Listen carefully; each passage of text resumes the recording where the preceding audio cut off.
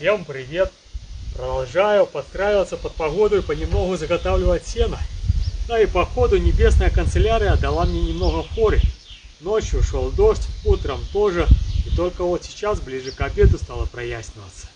Поэтому сено, заготовленное накануне, до сих пор еще в копнах лежит, не разбрасывал. Да и на завтра на день дождь передают. И скорее всего, сегодня я его уже и не успею высушить. А следовательно, у меня появилось 2 дополнительных дня на то, чтобы отремонтировать телегу и освободить сеновал от старого, пока в него загружат новое. Сейчас тоже немного покосил, но оставлял в покосах и не разбивал сразу, как это делаю обычно. Довольно трудоемкий процесс заготовка сена. Не знаю, как у кого, но у меня практически целый день на это уходит. Утром покосишь, раскидаешь, за день 2-3 раза поворошишь, а ближе к вечеру нужно сгребать и собирать в копны, даже если на ночь дождь не передают.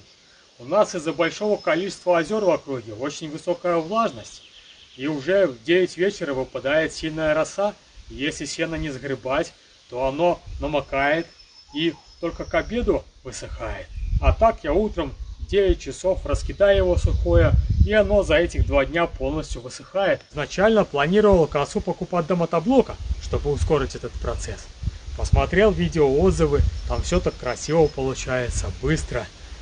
А потом почитал технические ее характеристики и передумал. Видео в основном показывают на ровных поверхностях, как они это делают. И никто не говорит о том, как она ведет себя на неровностях. У меня более-менее ровный участок только здесь в саду, и то местами бугры. Да я его выкосил за 2 часа вручную. А тот участок, что в лесу, на котором в прошлом году заготавливал, так там вообще вот такая вот поверхность. Ее бросили после грубой оранки, да и еще и колей понарезали практически по колено. Второй участок, на котором планирую, что показывал в прошлых видео, когда ходил в ловушке забирать там, где трава по пояс. Так там вообще как лунная поверхность, все в кратерах. Кто-то с миноискателем походил, через метр ям накопал и не закопал их. Так, скорее всего, так как коса цепляется спереди к мотоблоку, я ее в первый день и сломаю. Упрусь во что-нибудь, ее подвернет, не успею даже из сцепления выжать. Да, и тогда нужно было вместе с ней ворошилку сразу покупать. А то я один бы точно бы не высушил. Я за ручной косой еле успеваю. Но к следующему сезону планирую все же приобрести. Ближе к осени, когда выкошу второй укос, хочу зацепить фрезу к мотоблоку, поехать и разровнять там все. И на следующий год можно будет это спокойно техникой обрабатывать. Ну а в этом буду продолжать обрабатывать ручным инструментом.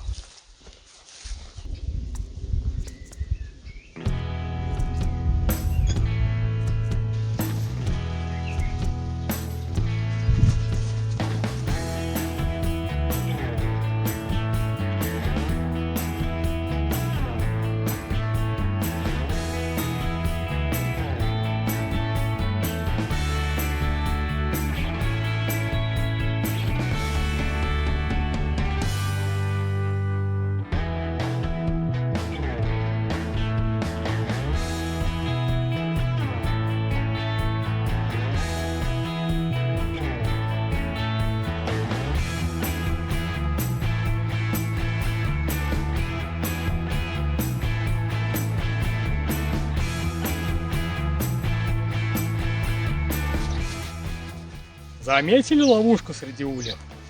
Вечером забрал, наконец-то из леса принес сырое. Не знаю, то настоящие дикие пчелы.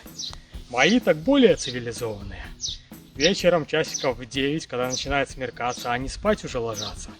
А и эти пошел забирать, после 10 уже темно на улице было, так они еще летали, а на литке штук 10 сидела сторожила. А позже нужно будет пересадить в новые ули, чтоб уже там развивались.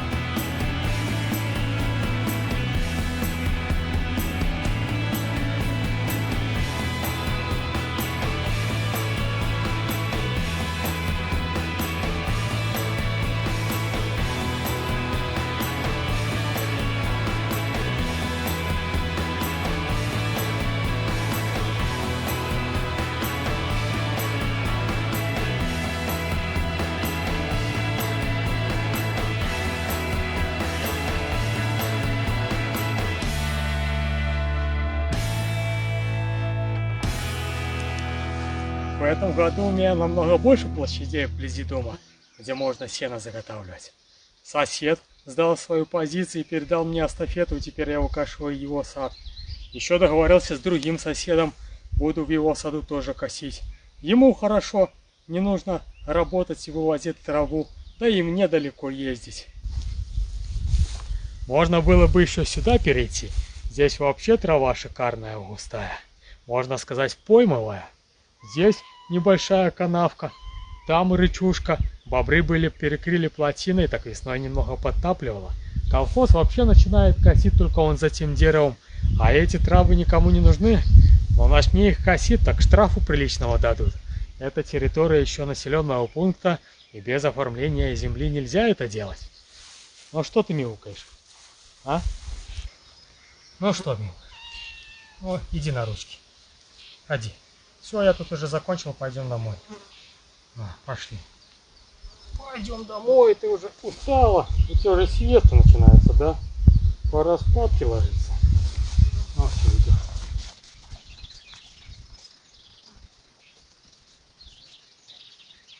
Вот, зайчикам надо еще кушать вместе, чтобы они там сидели в клетках, не скучали.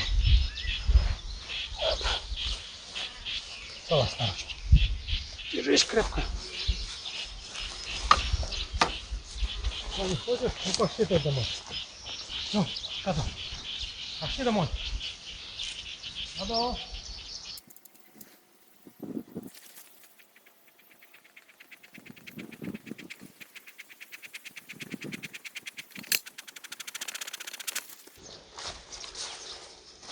Ну, посмотрим, что тут за чудо прилетело.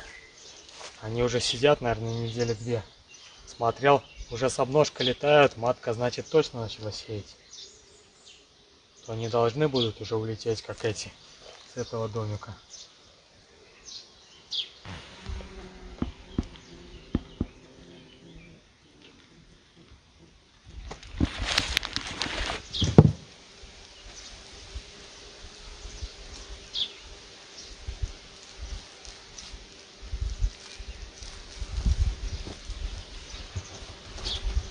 Не знаю, некоторые мне писали в комментариях, что такие бочки лучше вертикально ставить и потом на крышку наклеивать вощину. Но мне кажется, так вообще идеально. Рамочки теперь спокойно можно достать и переставить в улей, поставить новые и сразу вешать на дерево и не мучиться, чтобы срезать их. Посмотрите, как они хорошо отстроили.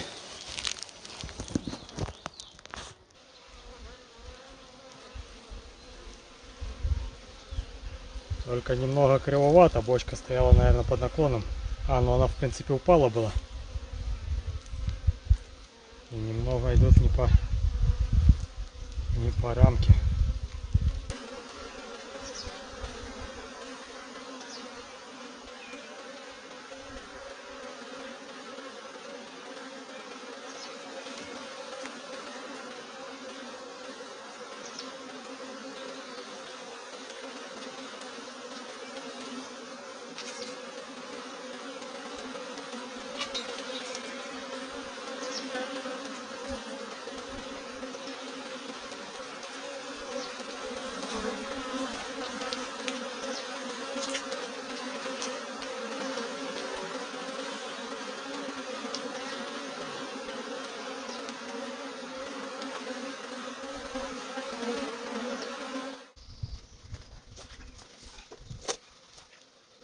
Ну вот и все, пересадила их в новый домик, пусть обживаются. Немного передержала их в этой бочке. Получается, практически все рамки уже наполовину отстроили. Да и бочку немного начали грызть. Да еще и минус то, что бочка была немного наклонилась, скорее всего от тяжести их воска, так они немного покоробились, эти рамки. Я их так руками поравнял, надеюсь, что пчелки их дальше уже отреставрируют и отровняют. Ну, тем более рамки уже будут висеть ровно, вертикально. Ну, а так буду теперь за ними почаще наблюдать. Утекать недовольная, что я их побеспокоил.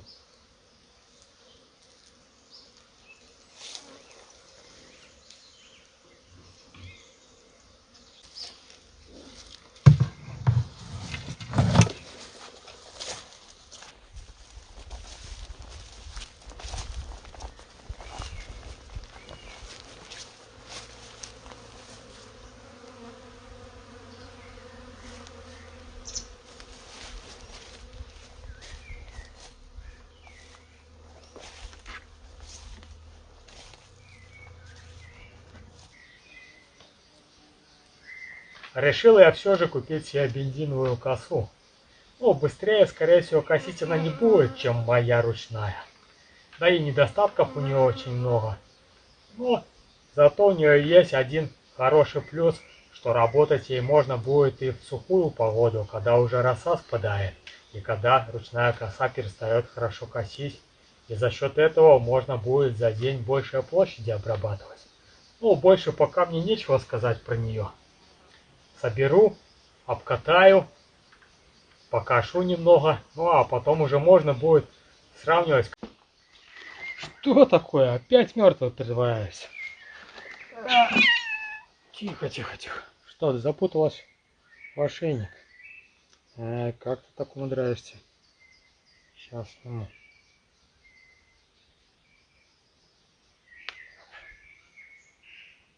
Тебе надо уже его поменять.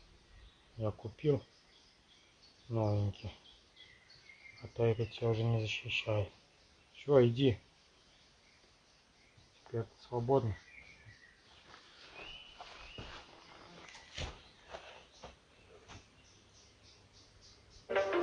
Установите защитный кожух на штангу триммера при помощи болтов и гаек из комплекта.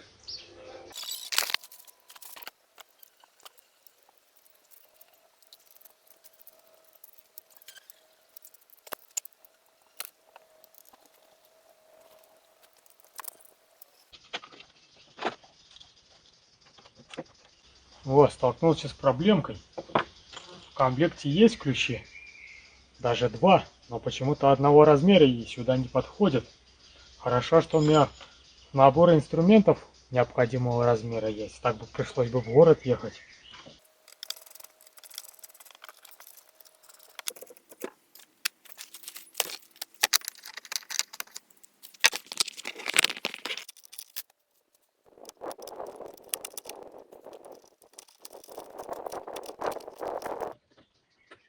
Ну, вроде бы собрал.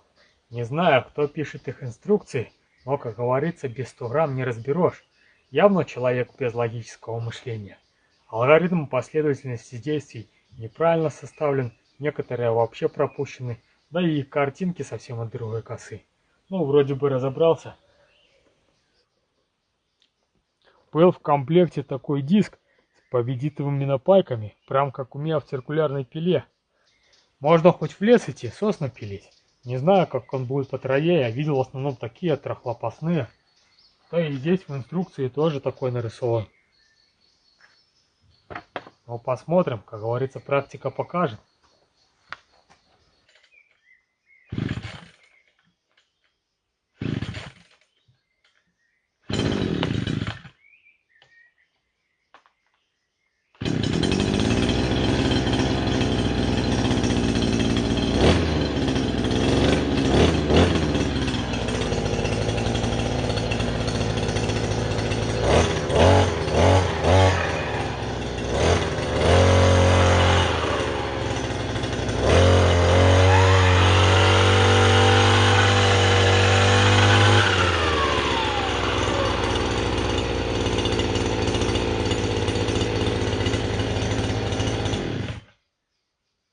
Все круто, только нож не той стороной поставил.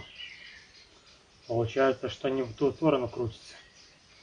Ну ничего, сейчас исправим. Ну, завелась хорошо. Обкаточку пройти, и можно будет в бой. Хотя написано, тут 3-4 часа нужно обкатку проходить. А где такое время брать? Надо идти сено ворочать, а то на ночь дождь передают.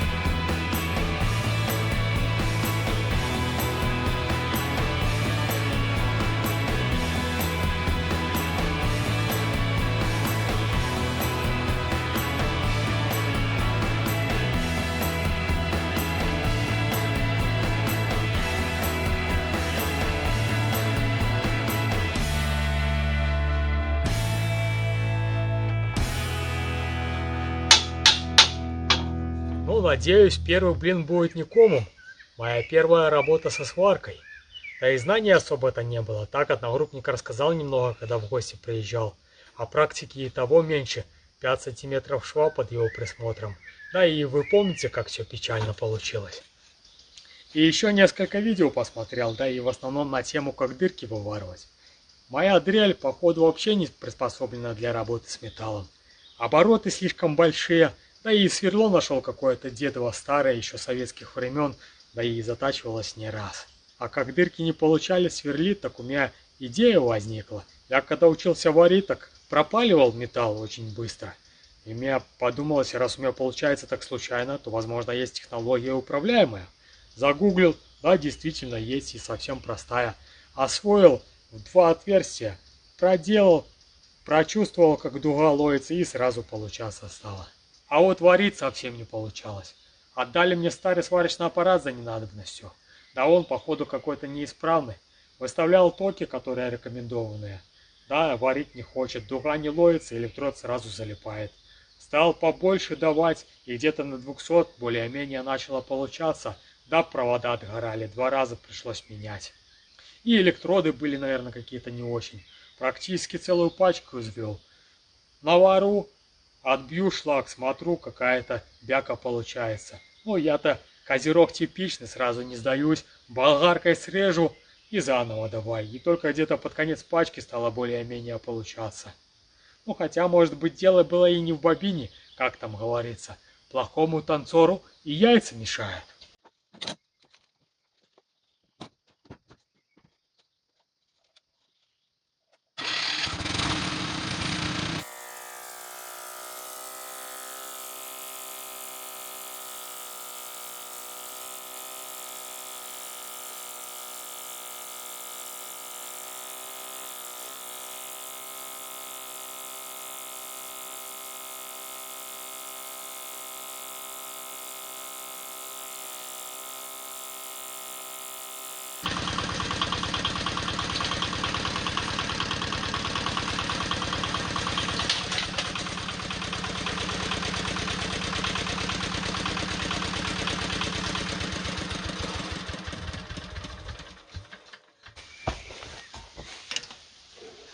Да, походу, все же первый блин в кому. Придется переделывать и еще раз учиться. Не выдержала совсем сварка. Ну, что поделаешь. Ну, а ты что смеешься?